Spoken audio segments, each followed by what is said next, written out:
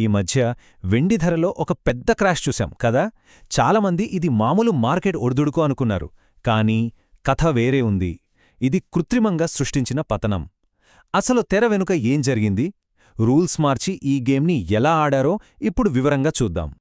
వెండి ధర all time హైకి చేరిన తర్వాత ఏం జరిగిందో తెలిస్తే షాక్ అవ్వాల్సిందే. ఎందుకంటే ఈ పతనం మార్కెట్లో వచ్చిన భయాల వల్ల జరగలేదు. ఇది ఉద్దేశపూర్వకంగా ఆట మధ్యలో రూల్స్ని మార్చడం వల్ల జరిగింది.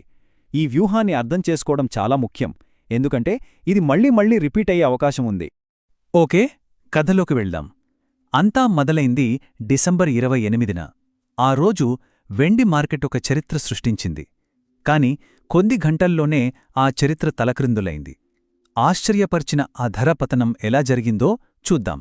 ఆ రోజు వెండి ధర $83.90 చేరి సరికొత్త ఆల్ టైమ్ రికార్డును సృష్టించింది. మార్కెట్ అంతా పండగ చేసుకుంటోంది. ఇన్వెస్టర్లందరూ ఫుల్ జోష్లో ఉన్నారు. కానీ ఆ సంతోషం ఎంతోసేపు నిలవలేదు.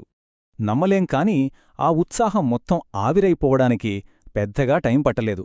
రికార్డు సృష్టించిన కొద్ది గంటల్లోనే వెండి ధర ఏకంగా 10% పడిపోయింది. ఈ ఆకస్మిక పతనం మార్కెట్ని పూర్తిగా షాక్కి గురిచేసింది. మరి ఇంత పెద్ద క్రాష్ వెనక కారణమేంటి?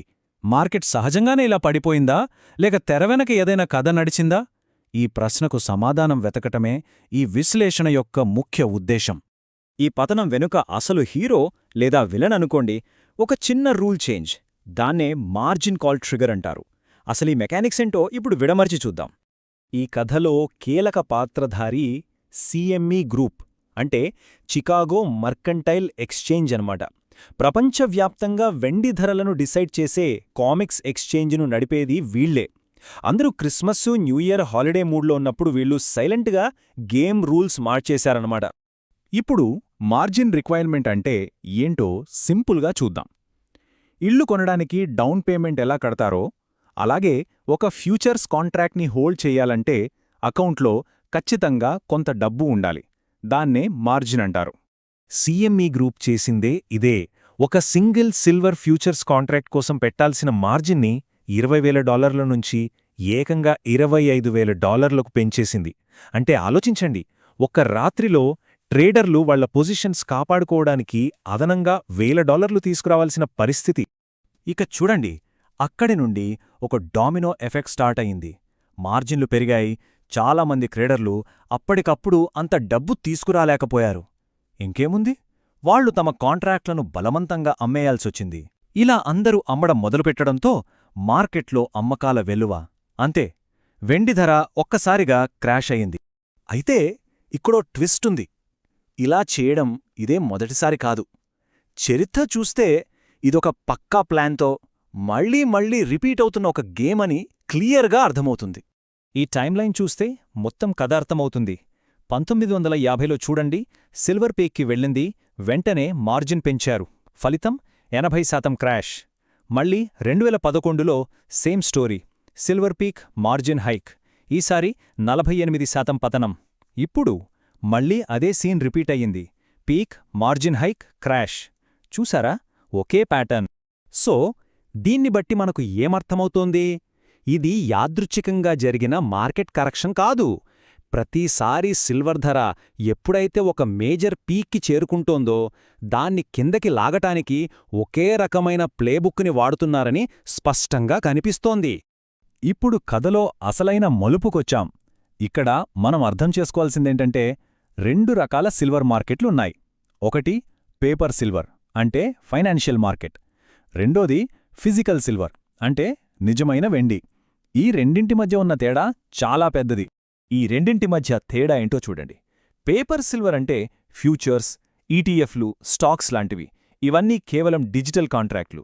మార్జిన్ రూల్స్ మారినప్పుడు క్రాష్ అయింది ఈ పేపర్ సిల్వర్ ధర మాత్రమే.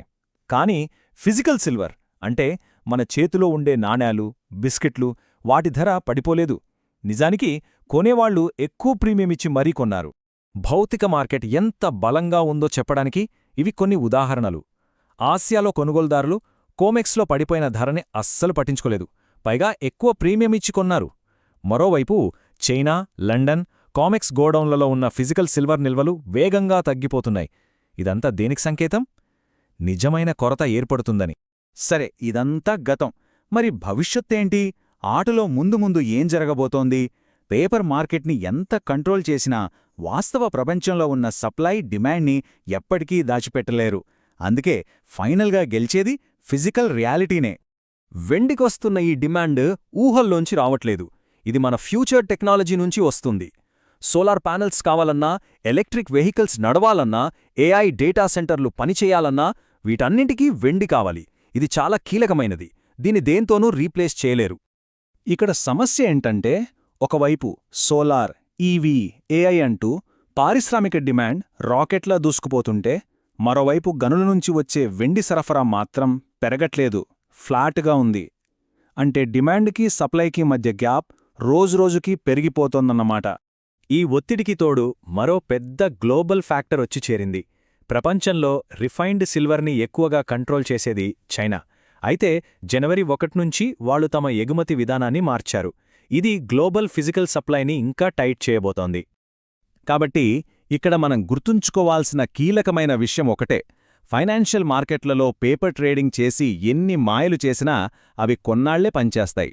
నిజంగా మార్కెట్లో వస్తువు కొరత ఉన్నప్పుడు దాన్ని పేపర్ కాంట్రాక్ట్లతో సృష్టించలేరు కదా.